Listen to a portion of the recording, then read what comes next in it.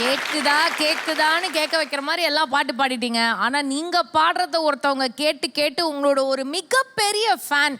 இன்னைக்கு நான் வந்து என்ன ஆனாலும் மிஸ்டர் ஜானை நான் பார்த்தே ஆகணும். இன்னைக்கு இப்படி ஒரு ஆப்பர்ச்சுனிட்டி கிடைச்சிருக்குன்னா நான் I have to meet him அப்படின்னு சொல்லிட்டு உங்களோட ஒரு பெரிய ஃபேன் வந்திருக்காங்க. அவங்க கிட்ட பேசிடலாங்களா? கண்டிப்பா. அந்த பெரிய ஃபேன், ஹாய்.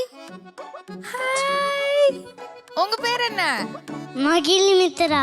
மகிழ் மித்ரா. மகிழ் மித்ராவை பத்தி எல்லா டீடைல்ஸ் அப்ப உங்களுக்கு முன்னாடியே தெரிஞ்சிருக்கு. இல்ல. யார் மகிழ் மித்ராவை பத்தி சொல்லுங்க. மகிழ் மித்ரா ஏன் இப்படி ஜான் அண்ணா அப்படியே கிரேசியா இருக்காங்க, சொல்லுங்க. இல்ல தெரியல. நான் ஃபர்ஸ்ட் பச்சைமலை பூ பாடினப்ப அந்த குழந்தை டிவியில நான் என்னோட இதை பார்த்துட்டு கூட பாடிட்டு இருந்தது ஸ்டோரி போட்டிருந்தாரு அவரு. அதுக்கப்புறம் பார்த்துட்டே இருந்தேன். முத்துமணி மாலையும் நான் பாடினது அந்த குழந்தை கூட பாடி போட்டுருந்துச்சு. அப்பையில இருந்தே ஃபாலோ பண்ணிட்டு இருக்கேன் அந்த குழந்தைய.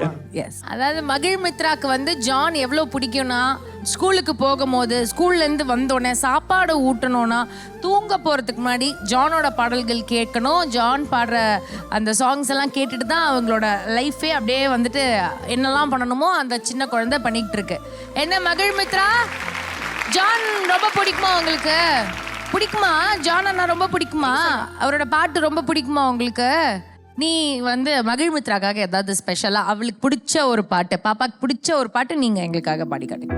பச்சை மலை பூவு நீ உச்சி மலத்தே, குத்தங்கொர ஏறு நீ நந்தவனத்தேரு, அழகே பொண்ணு மணி சிரிச்சா வெள்ளி மணி, கிளியே கண்ணுரங்கு தூரி தூரி, பச்சை மலை பூவு நீ உச்சி மலத்தேரு, குத்தங்கொர ஏறு நீ நந்தவனத்தேரு. சூப்பர் வா, சூப்பர் ஜானே. ஜானே அங்க பாரு ஹார்ட் காட்டுறாவ உங்களுக்கு. என்னது அது, எப்படி காட்டணும்? அப்படிதானா அது? இப்படிதான் ஹார்ட்டா? சிச்சோ, உங்களுக்கு ஹார்ட் காட்டுறாங்க, நீங்களும் உங்களுக்கு ஒரு ஹார்ட் காட்டுங்க.